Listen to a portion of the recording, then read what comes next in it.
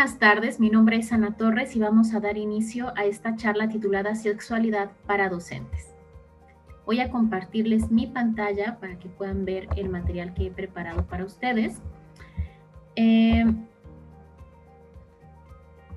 Aquí está.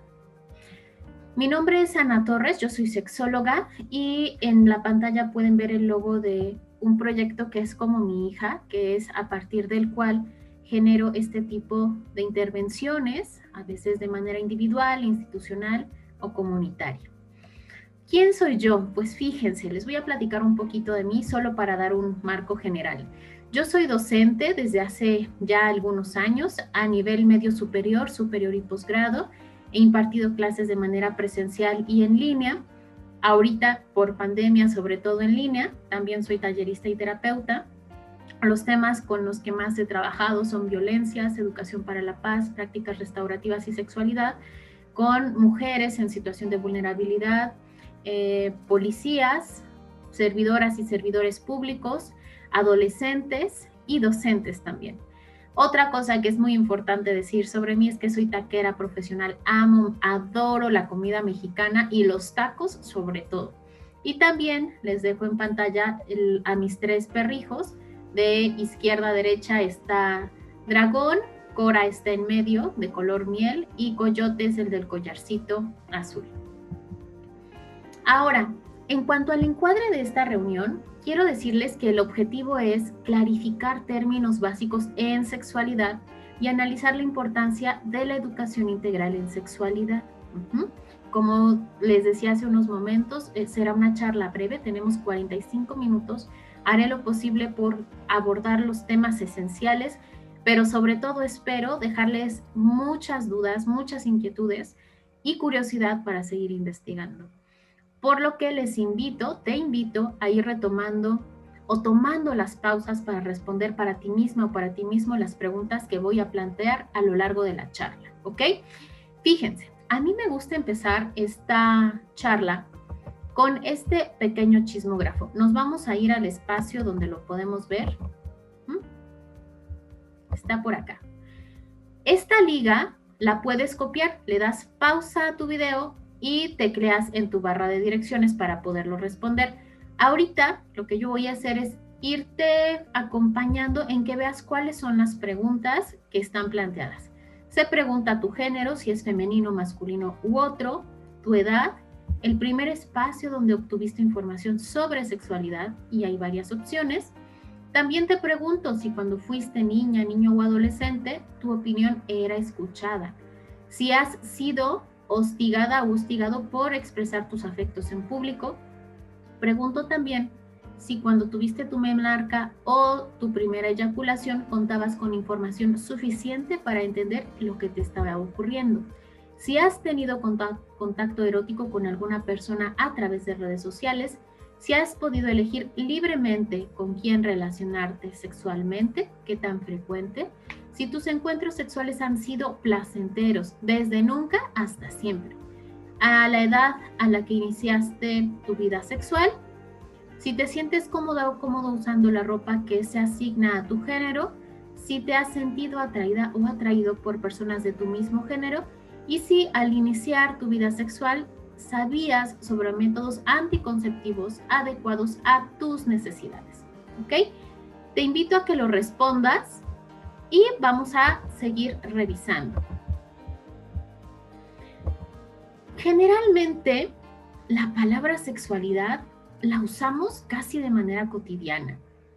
Pero ¿de qué hablamos cuando hablamos de sexualidad? A ver, date una pausa y la primera palabra que surge cuando piensas en sexualidad es...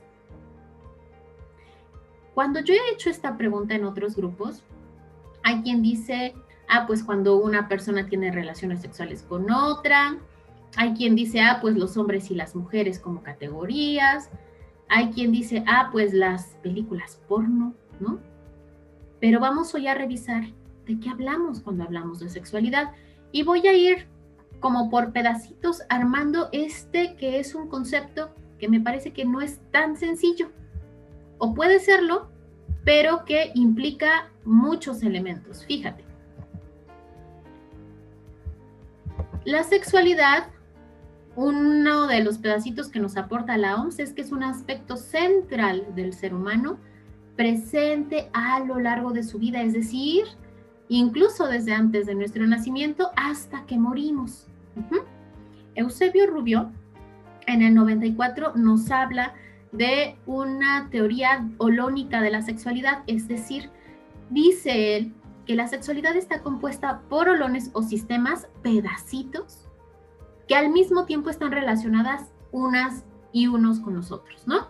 El erotismo, la reproductividad, la vinculación afectiva y el género, dice él, son estos pedacitos que conforman nuestra sexualidad, pero que no es que el erotismo sea más importante que el todo, es parte del todo, pero también es tan importante como el todo. Y vamos a ir revisando cada uno de estos holones a qué se refiere. Él dice que el erotismo es esta capacidad de disfrute del ser humano e incluso más allá del solo plano sexual. En ese sentido, yo les preguntaría a ustedes, te pregunto a ti, ¿qué cosas son las que tú puedes disfrutar? ¿No? Un baño con agüita caliente o con agüita fría, dependiendo del clima, un café por la mañana, ¿no? Alguna bebida favorita, tu comida favorita. Yo la imagen que pongo en pantalla es una persona disfrutando de la playa. No saben yo cómo disfruto la playa, la arena, el solecito, la brisa del mar, una bebida rica. Aquí hay una persona con un libro, ¿no? Todos estos elementos que se pueden disfrutar con todos los sentidos. Y si lo pensamos así de manera amplia, además recuerden que Eros era la diosa, el dios griego de la vida. Eros es lo que nos vincula con el disfrute, con nuestra energía de vida. Y desde niñas, niños chiquitos, si ustedes están cerca de niñas y niños de la primera infancia, pueden darse cuenta que los bebés ya saben qué cosas les gustan y qué no, ¿no? De repente hasta escupen la papilla que no les gustó, o piden más de aquella comida que les gusta. Y en ese sentido, el erotismo, la capacidad de disfrute, también está presente en las niñas y los niños. ¿Y qué decir de las niñas y los niños en edad escolarizada? ¿Ok? El género. Noten esta definición. Dice, construcción social de la diferencia sexual en un espacio geográfico y una época determinada, ¿ok? Suena dominguera la definición, pero la vamos a desmenuzar, ¿sale?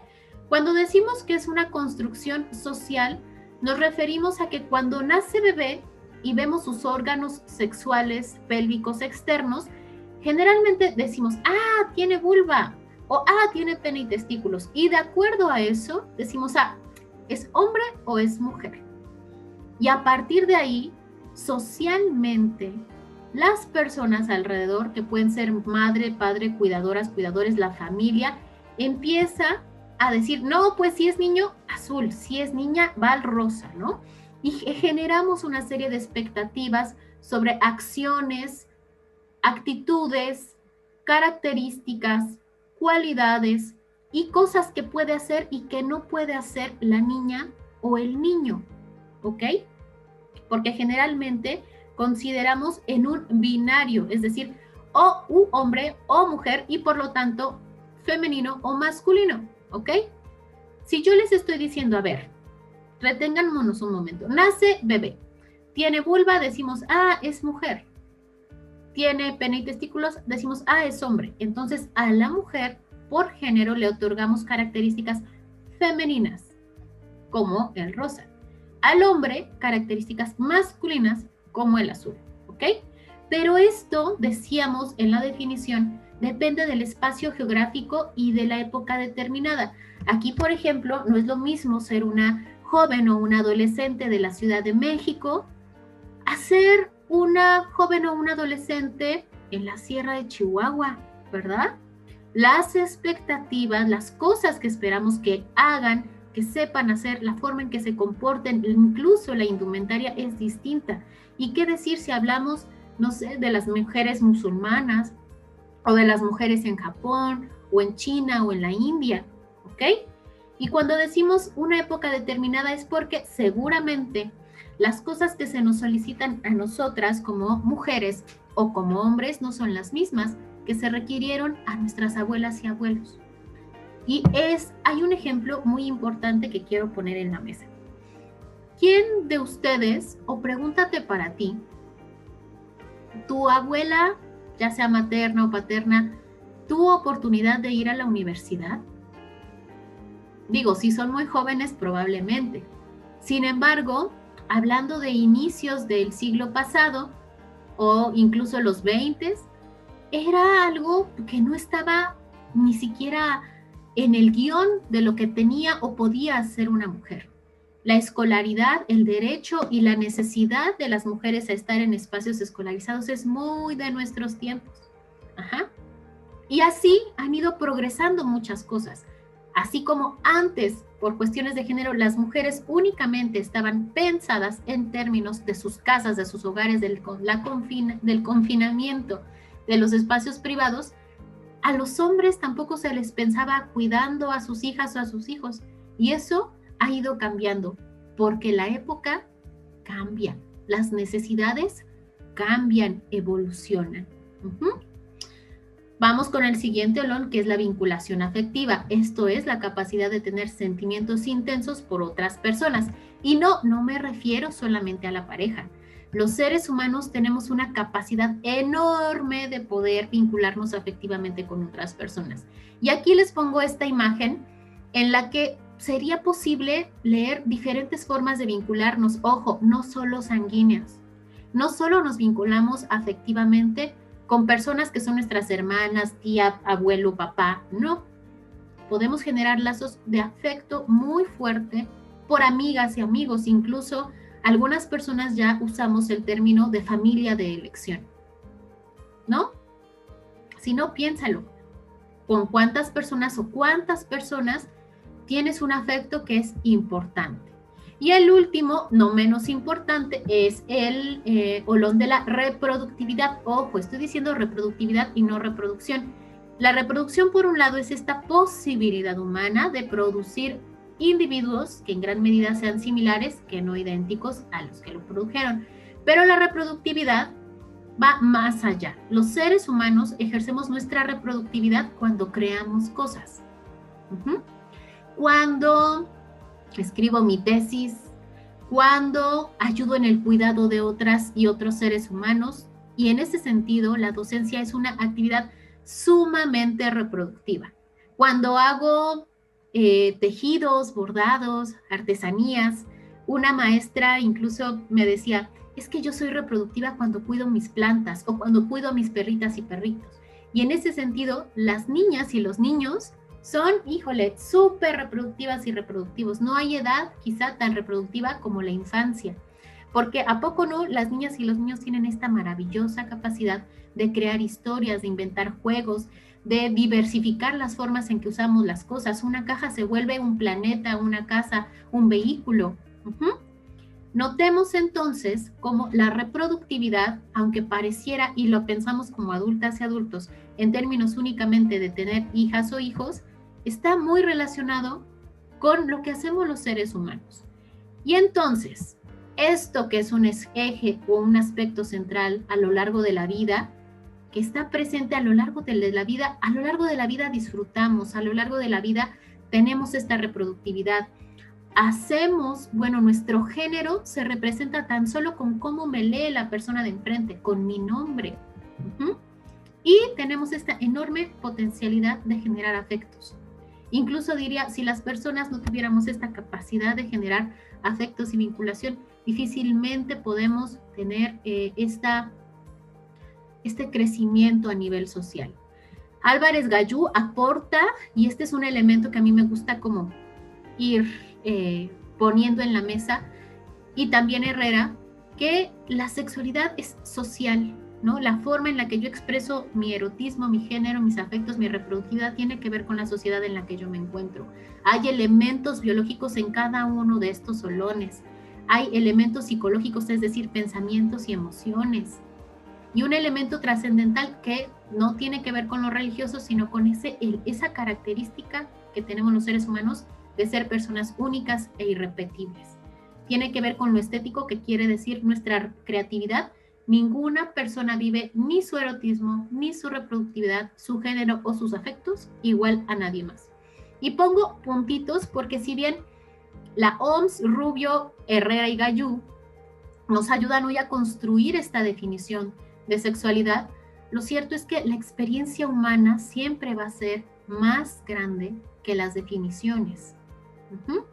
Primero fuimos seres sexuados y después tratamos de hacer una aproximación teórica, científica, lógica sobre qué es esto que estamos viviendo. Ahora, vamos a revisar algunos conceptos que son básicos y necesarios para poder entender cómo se encarna la sexualidad en nuestra propia experiencia. Este muñequito se llama The Genderbread Person, lo generó una organización en Estados Unidos, pero varias personas lo hemos ido adoptando porque nos parece una forma sencilla de ir mirando cómo la sexualidad tiene que ver con nuestra experiencia individual. Vamos a llamarle de aquí en adelante la galletita, ¿sale?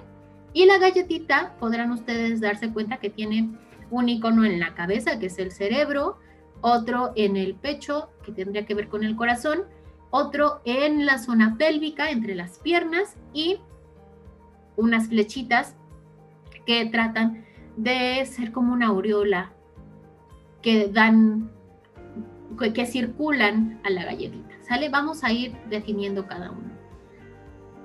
Y van a ver que se vincula con los ejes que revisamos en el planteamiento de Eusebio Rubio. El sexo, fíjense, son los elementos biológicos, ¿ok?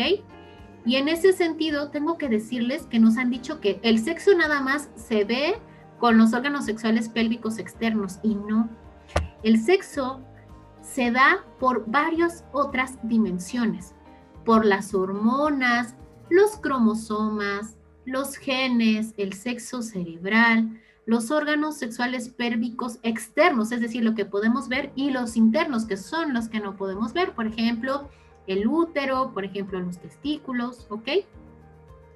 Entonces, cuando nace bebé, se determina el sexo de acuerdo a generalmente los órganos sexuales pélvicos externos. Como les decía hace rato, tiene vulva, tiene pene y testículos, o tiene características indiferenciadas. Y así tenemos como categorías de sexo hombre, mujer y estados intersexuales, ¿ok? La identidad sexual, fíjense, esta se construye despuesito, alrededor de los 3 años más o menos. Y esto tiene que ver con una convicción subjetiva de ser hombre, de ser mujer o ninguna de estas identidades. En este caso, yo quiero platicarles un poquito de mí. Yo, por ejemplo, el sexo que me asignaron al nacer fue mujer. Mi identidad sexual, la mayoría de las veces es mujer, pero por términos más políticos que otra cosa, no siempre me identifico con ser mujer, pensado en estas características sociales que nos han dicho que tiene que ser mujer. Si hay ser mujer es ser cuidadosa, sumisa, abnegada, no soy mujer. Pero en términos cerebrales, en términos de identidad, yo cuando era chiquita decía, pues sí, yo me identifico con mi mamá, ¿no? Yo soy como ella, yo soy mujer. Hay personas que pueden tener órganos sexuales vulva y no tener esta convicción, ¿no? No tener esta identificación y sentirse, pensarse a sí mismas o a sí mismos como hombre, o al revés, haber nacido con pene y testículos y pensarse, sentirse como mujer. En ese sentido, lo que va a primar, es decir, lo más importante siempre es la identidad sexual, cómo se piensa la persona, más que los órganos sexuales que tenga, ¿ok? Luego va la expresión de género, que esto es un elemento mucho más social, ¿sí? La expresión de género tiene que ver con, ¿y yo cómo me muestro al mundo? ¿No? ¿Cómo me visto? ¿Cómo me peino? ¿Cómo me comporto? ¿Qué cosas hago? Ajá. Y en esta categoría, las opciones que tenemos es femenino, masculino o andrógino. Femenino, pues ya saben, son estas, el cabello largo, que si la falda, que si la blusita con escote, que si los aretes. Masculino, generalmente lo asociamos con la rudeza, con los colores oscuros, ¿ok? La androginia es una mezcla de los dos, ¿ok? Pero fíjense, hace muchos años se pensaba que el pantalón era una prenda masculina y quienes la usaban eran masculinas. Todas las personas que lo usaran eran masculinas. Ahora, en la evolución del género, el pantalón ha dejado de ser una prenda masculina. Incluso yo les invitaría a pensar, a ver, ¿qué de lo que típicamente y tradicionalmente se ha dicho que es solo para hombres o solo para mujeres, hacen ustedes? Yo, por ejemplo, yo soy la principal y he sido la principal proveedora de mi casa, o al menos de mi sustento, mucho tiempo, ¿no? Y eso es una característica que se ha dicho que es masculina. Otra cosa que me gusta muchísimo hacer es yo hacerme cargo de que si hay que cambiar el garrafón, pues ahí voy y lo hago, ¿no? Mi pareja, por supuesto, también colabora, pero yo no digo, esto me dijeron que lo tenían que hacer hombres y yo no lo hago. Las exigencias de la cotidianidad hacen que las personas tengamos características masculinas y femeninas. Sin embargo, tenemos una noción dicotómica, es decir, de dos únicas categorías, en donde nos dicen, ¿es esto o el otro? Y sí, el binarismo, es decir, tener opción A y opción B, es pedagógicamente útil. Pero en la vivencia cotidiana, el mundo no es así. Los seres humanos somos una mezcla compleja que cada vez se hace más compleja ante las necesidades del medio.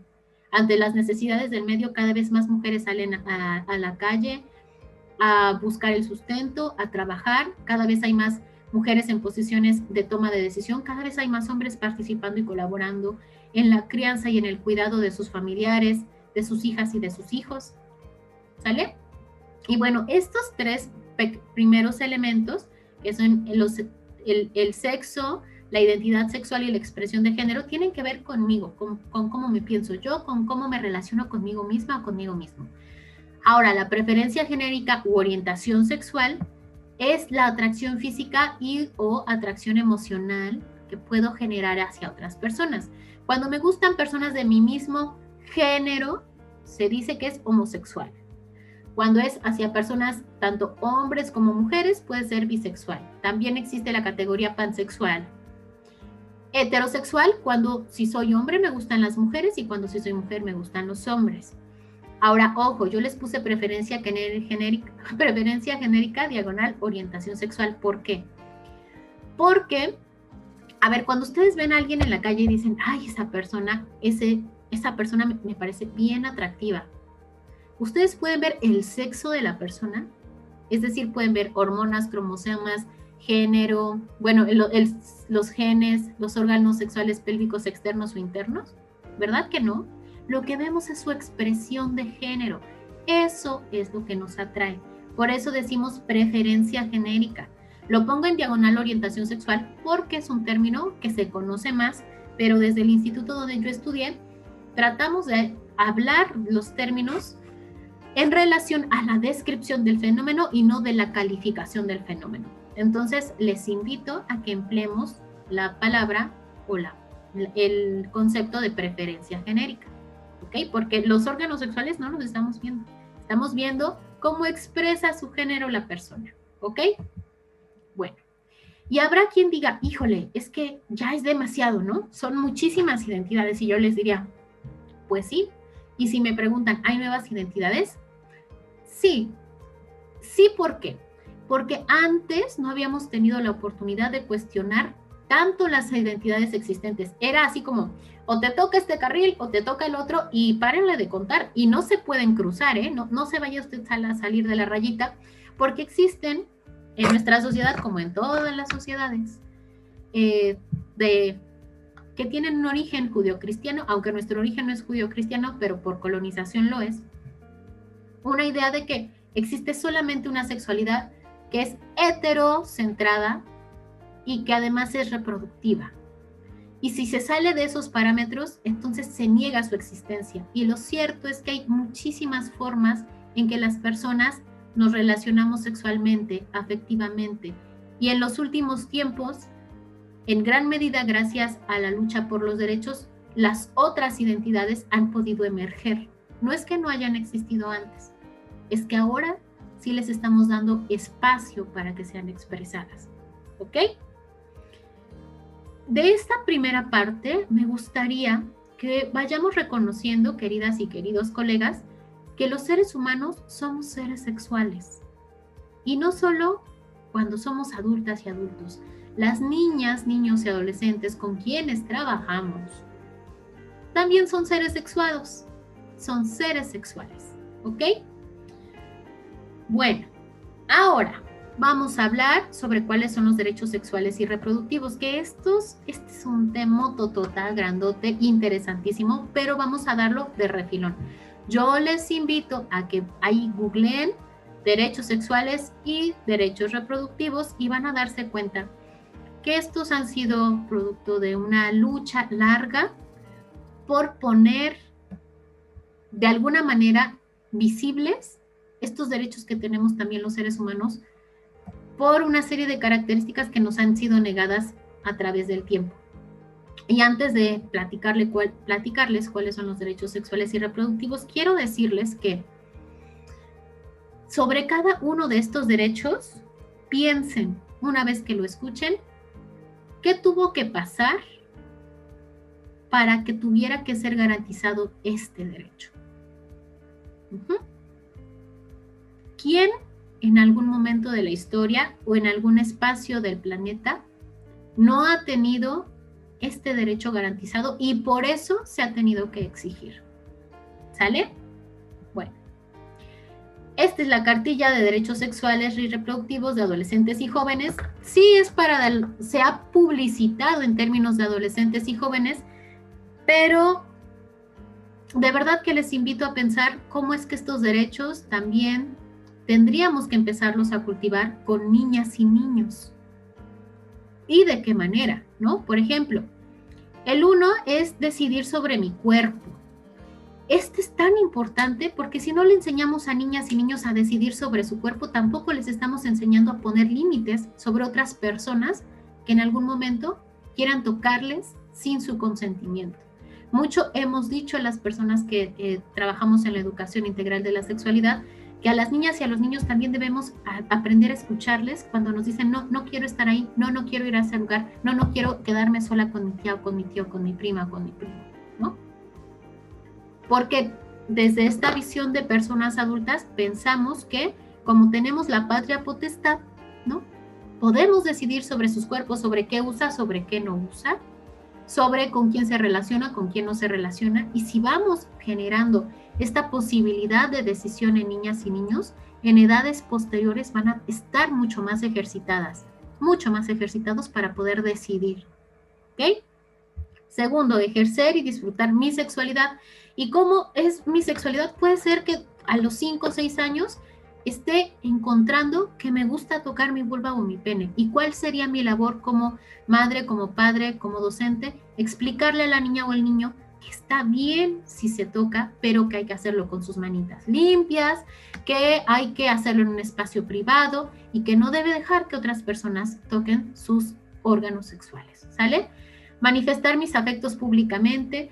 ¿Cómo les enseñamos a las niñas y a los niños a relacionarse? ¿Qué pasa cuando a los niños les digo, no, es que tú no tienes que abrazar, ¿no? O tú no tienes que expresar tu llanto, tu tristeza?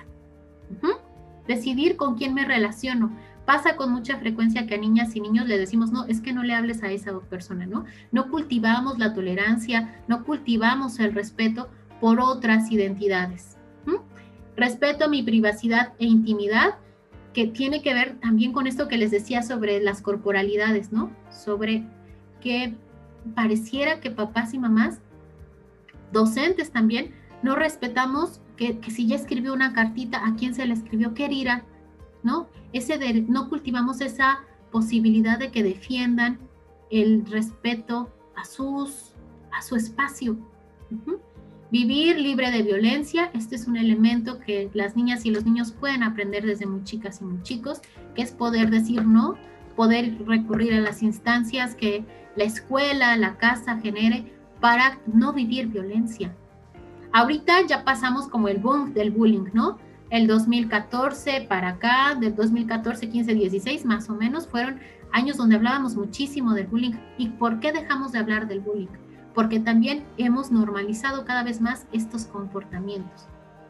Decidir sobre su vida reproductiva, pues hay que Pensarlo, les decía, no solamente en términos de en qué momento inicio mi vida sexual y en qué momento tengo hijas e hijos, sino también qué cosas quiero hacer, qué cosas quiero crear, qué cosas son valoradas de lo que yo hago.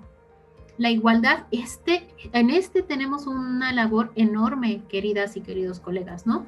¿Cómo le hacemos para que en el aula, independientemente de la materia, niñas y niños sean tomados en cuenta? Para que yo favorezca el trato igualitario y el respeto entre niñas y niños, ¿no? Cuando hablamos de la adolescencia ya se empiezan a mirar como más características diferenciadas porque somos como seres humanos sexualmente dimórficos, o sea, las mujeres y los hombres desarrollamos características distintas, pero en la primera infancia, niñas y niños tienen las mismas potencialidades y capacidades y las podríamos favorecer y fomentar. Vivir libre de discriminación. Y en este sentido quiero contarles que yo he trabajado con poblaciones LGBTI también mucho tiempo, y las personas lesbianas, bisexuales o gays desde muy pequeñas podemos estar identificándonos o identificando que, ay, me gusta Juanita y soy Juan, yo soy María, ¿no? O me gusta Pedrito y yo soy Juan. Ok, yo soy Ana y me gusta Leonel y me gusta María. Y también muy tempranamente en nuestros espacios de socialización se nos empieza a discriminar porque nos comportamos distinto. De manera activa, ¿qué estamos haciendo en las escuelas para que no se discriminen a las personas que tienen características distintas? O por expresión de género, o porque tengan una orientación o una preferencia genérica distinta. Incluso a ti, maestra, maestro, si tú te identificas como heterosexual, ¿a qué edad te diste cuenta que te gustaban las niñas o los niños?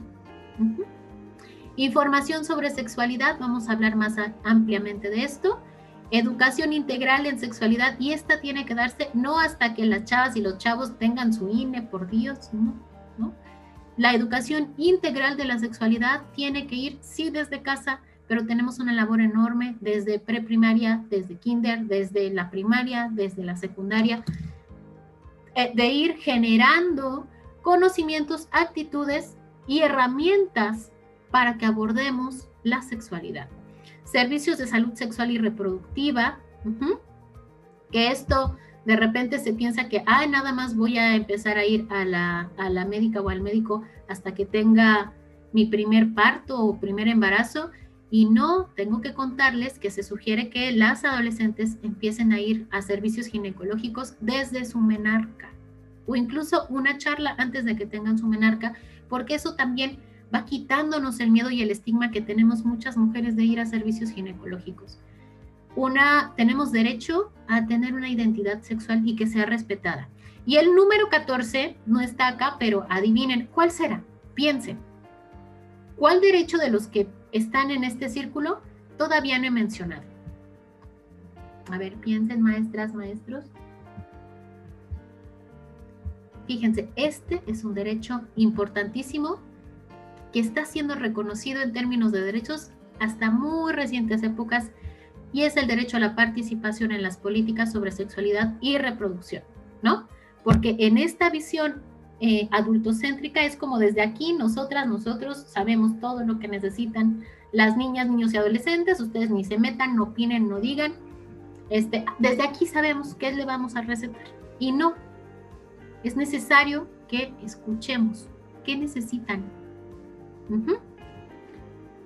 Y bueno, ya que repasamos todos estos derechos sexuales y reproductivos que las personas adultas también tenemos, les pido que tomen un espacio, un momento para pensar, híjole, y de lo que respondí y de lo que yo sabía, ¿pude ejercer mis derechos sexuales y reproductivos en mi infancia o en mi adolescencia? Ahí se los dejo para que lo piensen. Vamos a regresarnos al tercero constitucional, ¿sale? El tercero constitucional nos habla como en qué marco es que se tiene que dar la educación. Voy a tomar nada más un pedacito, bueno, voy a leer todo esto porque es necesario e importante. Dice, los planes y programas de estudio tendrán perspectiva de género, y dijimos hace rato que eso también tiene que ver con la sexualidad, y una orientación integral, por lo que se incluirá el conocimiento de las ciencias y humanidades. la enseñanza de las matemáticas, la lectoescritura, la literacidad, la historia, la geografía, el civismo, la filosofía, la tecnología, la innovación, las lenguas indígenas de nuestro país, las lenguas extranjeras, la educación física, el deporte, las artes, en especial la música, la promoción de estilos de vida saludables, la educación sexual y reproductiva y el cuidado del medio ambiente, entre otras. Entonces, fíjense cómo esto no se trata de nuestra buena voluntad o de qué buena maestra o maestro soy si yo hablo de salud sexual y reproductiva. Es nuestro mandato. Y déjenme decirles que no importa si usted da geografía, si no importa si usted da matemáticas, también con la forma en que tratamos a las niñas y a los niños, estamos educando en sexualidad. Cuando yo digo, no, es que los niños son los buenos para las matemáticas, estoy discriminando y estoy poniendo características específicas a un género en detrimento de su desarrollo. Cuando yo digo, pues vamos a hacer la feria de las culturas y a las niñas les toca traer los platillos, estoy discriminando y siguiendo guiones que ya no son viables, que además no fomentan la integralidad del desarrollo, ¿ok? Que son además discriminantes, ¿ok? Y vamos a hablar entonces, ¿qué es esto de la educación integral de la sexualidad? Esta se define como la acción afirmativa presente en todo el proceso educativo de niñas, niños y adolescentes que busca desarrollar conocimientos, capacidades y actitudes para que valoren y asuman su sexualidad en el marco del ejercicio de sus derechos y de sus responsabilidades para con las demás personas. ¿Se habían dado cuenta que es todo esto lo que necesitamos? De repente pueden haber propaganda de ultraderecha, porque es desde ahí de donde sale, en donde se piensa que la educación de la sexualidad es enseñarles posiciones sexuales o únicamente como un póster donde están los órganos sexuales, o incluso casi lo dicen como pornográfico, y no. La educación integral de la sexualidad es un proceso amplio, es un proceso que requiere muchos ingredientes, pero que sobre todo tiene que ver con la realización de los proyectos de vida de las niñas, los niños y los adolescentes. En este mosaico que yo les voy planteando, piensen cómo cada elemento ha tenido que ver con las cosas que usted, maestra o maestro, se permitió o no se permitió hacer a lo largo de su vida, ¿no?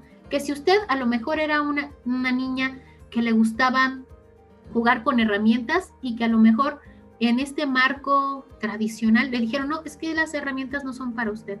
O si usted era un niño como muy afectuoso, que le gustaba abrazar a otras personas y le dijeron, es que usted no está hecho para abrazar, ¿no? Ese no es su rol, ese no es su lugar. Y así en realidad se nos va arriando un poquito como las ovejas en diferentes espacios en la familia, que si en la escuela, que si en la comunidad, que si con mi grupo de cuates, que si con el equipo de fútbol, y me van diciendo que sí puedo y que no puedo hacer. El marco de la educación integral en sexualidad tiene que ver con cómo damos herramientas para hacer y también para relacionarse a las niñas, a los niños y a los adolescentes desde una mayor aceptación de sí mismas y de sí mismos, ¿sale? En un sentido comprensivo y desde una visión afirmativa y positiva de la sexualidad, la educación integral de la sexualidad toma en cuenta las necesidades y particularidades de cada etapa del desarrollo. Es decir, considerando las etapas de desarrollo incluso psicosexual, yo no voy a enseñarle, por ejemplo, cómo poner un condón a una niña o a un niño de 3 años. Esa es información que voy dosificando hasta llegar a los 12, 13 años, ¿no? Donde es una niña o un niño que si yo eduqué de manera integral en sexualidad, reconoce las partes de su cuerpo, identifica que tiene órganos sexuales, puede identificar anatómicamente cuáles son esas partes del cuerpo y relacionarse con los deseos que empiezan a emerger en esta etapa del desarrollo psicosexual, para mirar que la necesidad de relacionarse sexualmente con otras personas, si la llega a tener, tiene una herramienta más para no quedar embarazada o no embarazarse. Pero esto todo se va concatenando. Yo necesito ir poniendo las primeras piedritas desde que las niñas o niños son chiquitas o chiquitos, ¿no? Decirle, estos son mis ojos, mi nariz, mi boca, mis hombros, todas las partes del cuerpo, incluidos mis nalgas, mis pechos, mi vulva, mi pene, mis testículos. Hablar con el nombre que es a cada parte del cuerpo, para que, y esto lo quiero dejar como una anécdota muy desafortunada, una maestra en una guardería decía, es que la niña, era una niña de 3 años, viene y me dice, es que mi tío me tocó mi galletita. Y la maestra pues se quedó, pues la galletita, ¿no? Pues una galleta, literal. Y a la siguiente semana la niña dejó de ir. La mamá, cuando la niña regresó, le dijo, ay maestra, es que no la pude traer porque la niña tenía una infección en su galletita. ¿Qué se imaginan que era la galletita? La galletita era la vulva de la niña, y la niña lo que estaba diciendo era que su tío le estaba tocando, pero nadie con ese lenguaje podía traducir lo que la niña estaba necesitando. Y esta necesidad de la niña de comunicar, de expresar algo que ocurría, pues en ese sentido no había sido escuchada hasta que tuvo una infección vaginal y se dieron cuenta que estaba siendo abusada. Miremos entonces cómo hay que ir poniendo estas piedritas. Y hay que saber cómo poner estas piedritas, cómo brindamos educación integral de la sexualidad. Es necesario pensar que no se trata solamente de poner esquemas, se trata de saber traducir la información y de acercarla de manera sencilla, lúdica, participativa, cooperativa, que fomente la reflexión y el espíritu crítico en las niñas y en los niños. Seguir reafirmando que el enfoque de derechos es necesario, que no se trate de la voluntad de las personas adultas de, ay, te dosifico y te doy como que este derecho sí, este no. Los derechos son integrales, tienen que ver con la dignidad de las personas, ¿sí? Son universales. Y este ejercicio se da concatenado de unos derechos con otros. Los enunciamos separaditos, pero todos están relacionados. Y que en la mayor forma en que podamos expresarlos y comunicarlos, permitirá el goce y desarrollo de las capacidades humanas. El enfoque de cuidado compartido lo que nos dice es que no se trata solamente de que padres y madres son responsables y son las únicas personas garantes de los derechos de niñas y niños, no. El Estado, la comunidad, las y los docentes somos parte de este andamiaje para que niñas y niños puedan ejercer sus derechos. El enfoque de infancias y juventudes tiene que ver con reconocerles como sujetas y sujetos de derechos. Pensar que su etapa de desarrollo por sí misma es importante y no es solamente un momento de paso para la edad adulta. Considerar que cada niña, niño y adolescente es distinto y es resultado de un contexto con particularidades. No hay un único modelo de infancia o de juventud o adolescencia. Cuando reconocemos su derecho a participar, también podemos ir reconociendo su autonomía e irles otorgando, favoreciendo la toma de decisiones y de responsabilidades. Hace rato yo les decía, niñas y niños desde muy chiquitas y muy chiquitos saben que no quieren, pero también niñas y niños desde muy chiquitas y muy chiquitos pueden ir asumiendo responsabilidades. El enfoque de interculturalidad tiene que ver con que no tenemos la verdad de Dios, también tenemos que adaptarlos a los espacios culturizados de manera distinta, no descalificar ni nulificar las culturas. Eso sí, algo que les tengo que decir, ninguna tradición ni costumbre puede ir por encima de los derechos humanos, y eso es necesario. Si en mi comunidad está como uso y costumbre que se vendan a las niñas o que se casen antes de los 18 años, hay un derecho importante que se debe proteger, que es la de que se puedan desarrollar niñas y niños. Y ese derecho debe primar sobre el uso y costumbre. Analizar y acompañar los introyectos colectivos e individuales de tal forma que la persona pueda tener un panorama más amplio y cuente con más elementos para tomar decisiones, ¿sale? Estos introyectos de repente tienen que ver conmigo misma como docente, con el espacio donde yo crecí. Y a veces sí nos toca como docentes decir, híjole, hay que intervenir en esta comunidad y hay que mirar de alguna manera que yo no imponga, sino que pueda decirle a la persona, a la comunidad, que hay una manera más amplia también de mirar la realidad. Acuérdense que una sociedad sexualmente saludable es una sociedad sexualmente diversa. Cuando las sociedades no permiten que otras expresiones se pongan en la mesa, en esos momentos estamos limitando que otras identidades emerjan, ¿ok? La inclusión tiene que ver con acciones que promuevan activamente la participación de las personas con discapacidad en los procesos educativos y reconocer que las personas con discapacidad también son seres sexuados y que es tan necesaria la educación integral en sexualidad en ellas y en ellos porque por su circunstancia pueden estar en mayor vulnerabilidad de vivir violencia sexual. Y la interseccionalidad, y les pongo estas tacitas medidoras porque hay que ir dosificando, ¿no? No es lo mismo ser un adolescente en la Ciudad de México con posibilidades económicas sobresalientes a ser un adolescente indígena en una comunidad de San Luis Potosí con baja escolaridad y una nula red de apoyo. Entonces vamos midiendo qué le ponemos a nuestra receta, ¿no?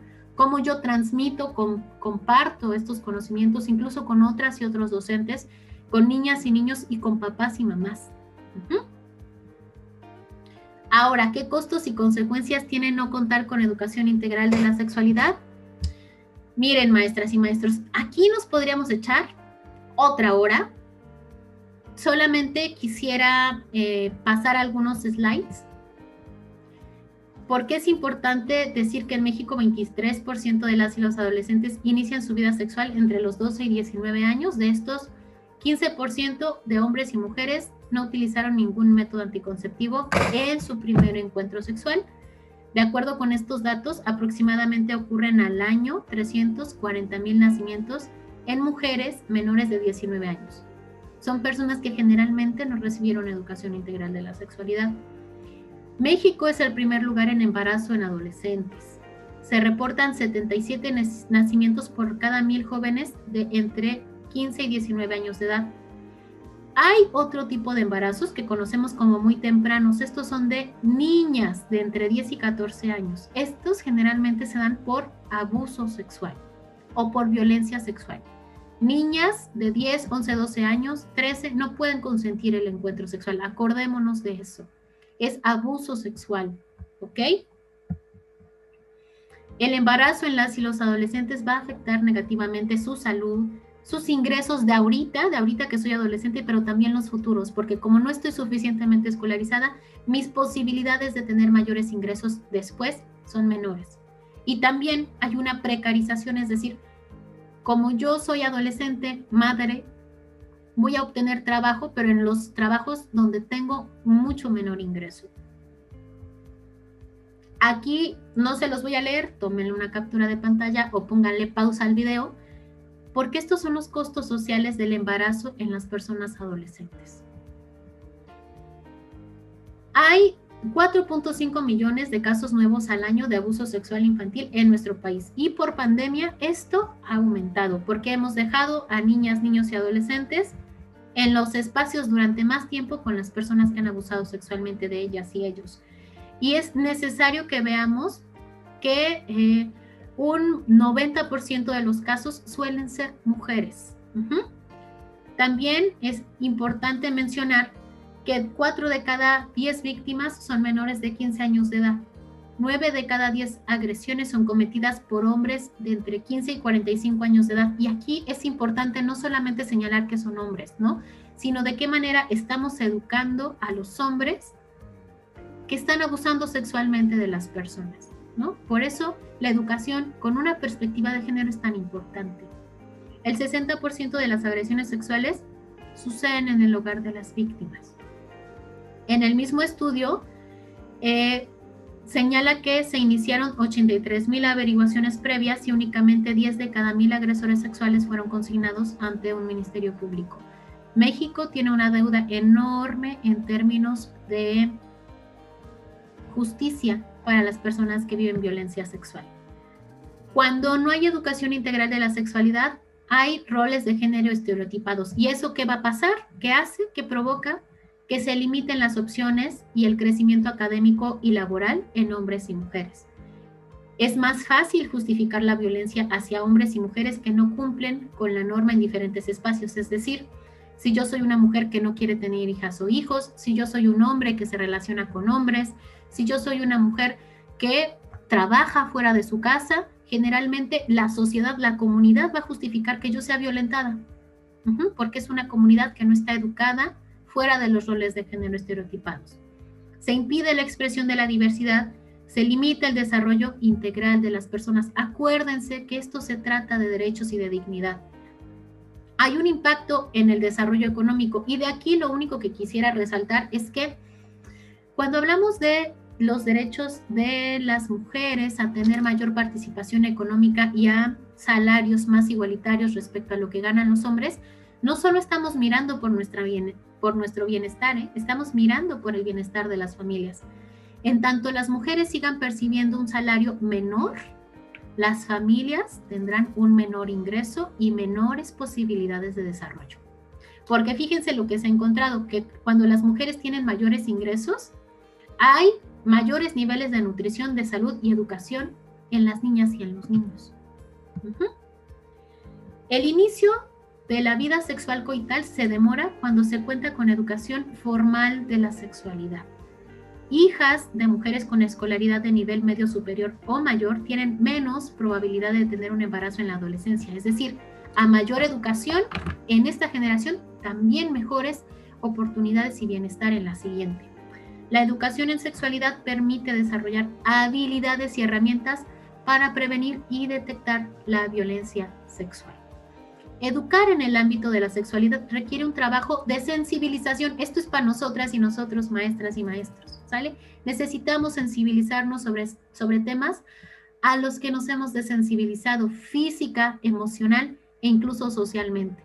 Necesitamos cambiar la perspectiva sobre situaciones que parecía que tenían una verdad única.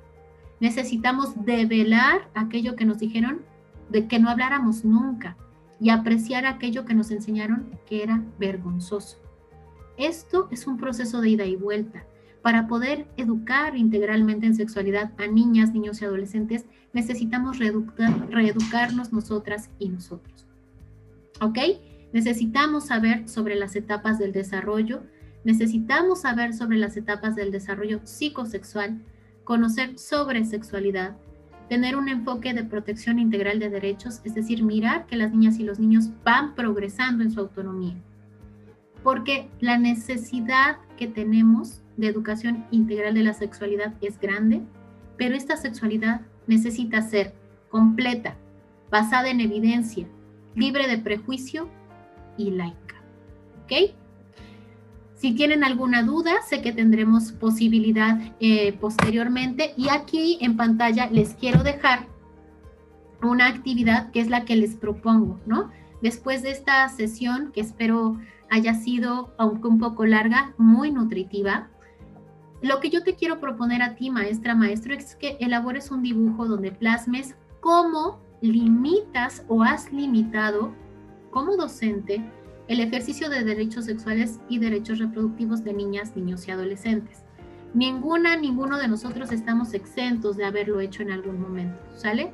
De alguna manera, a veces, pues me acuerdo mucho de una maestra que a mí me decía que yo no podía jugar en el recreo porque estaba haciendo cosas buenas que parecían malas, ¿no? Y entonces ahí estaba limitando la expresión de mi género, ¿no? Yo era una niña que le encantaba jugar fútbol y no me dejaron jugar fútbol. Y luego te pido que elabores un dibujo donde plasmes cómo favoreces o cómo te gustaría favorecer como docente el ejercicio de derechos sexuales y derechos reproductivos de niñas, niños y adolescentes, ¿ok? Te dejo aquí mis datos de contacto. Este es un proyecto que yo quiero muchísimo y a partir del cual pues también te comparto esta información. Y quiero dejarte con esta frase de Malala Yousafzai, que es activista pakistaní por la educación. Yo hice algunas pequeñas anotaciones en términos de hacer un uso incluyente y no sexista del lenguaje, pero la idea es esta. No olvidemos nunca que un libro, un lápiz, un niño o una niña y un profesor o una profesora pueden cambiar el mundo. Nuestra responsabilidad es mucha, pero yo creo que es posible. Y con esto quiero dejarte también esta liga para que puedas evaluar la sesión. Te invito a que copies así carácter por carácter porque no te puedo pasar la liga de otra forma. y donde me digas qué te gustó, qué no te gustó, algún comentario que quieras dejar, que aprendiste, para que estas sesiones las pueda mejorar en mi intervención con otras comunidades, ¿vale? Hasta aquí dejamos entonces la reflexión del día de hoy. Espero que sea muy nutritiva para ti y ojalá nos veamos pronto. Hasta luego.